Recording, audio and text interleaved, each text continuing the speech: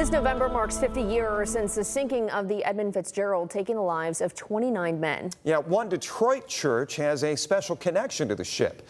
Megan Hartnett, she shares how the church continues to honor not only those aboard the ship, but all who sail the Great Lakes.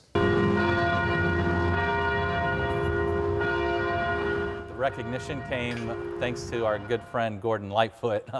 The cathedral Lightfoot sings about in his famous song is the Mariners Church in Detroit. The ballad brought it into the spotlight, but the church's connection to the maritime community comes from long before. Our founder, Julia Anderson, didn't want to have pew tax, and so for these sailors who would come in, take a shower, and worship their Lord, our Lord, and get back on their ship. The 183-year-old church is just blocks away from the Detroit River and greeted sailors from all over. All throughout our sanctuary and throughout our church, we have maritime symbols both from the Bible and from shipping. But its bell brought it its notoriety in 1975 when then Rector Richard Ingalls was told of the Edmund Fitzgerald sinking and rang the bell 29 times, one for each man on the ship.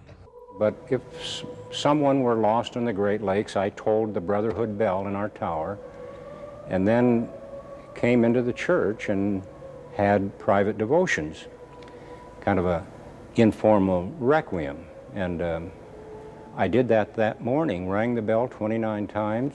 I'm glad that it all happened that way because it does memorialize a very important part of the history of the Great Lakes, and we're just grateful to be a small part of that.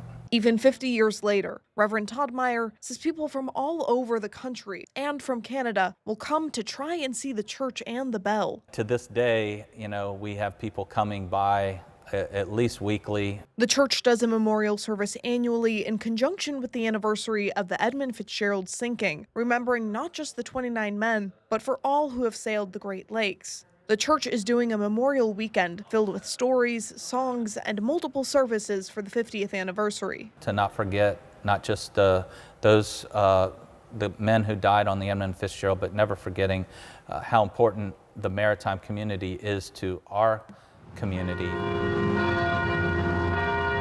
Reporting in Detroit, Megan Hartnett, WTOL 11. What a beautiful building that is. The Edmund Fitzgerald services start on November 8th, all leading up to the day that marks 50 years since the ship went down on November 10th. You can check out our exclusive content on that historic day right now on WTOL.com and our WTOL 11 YouTube channel.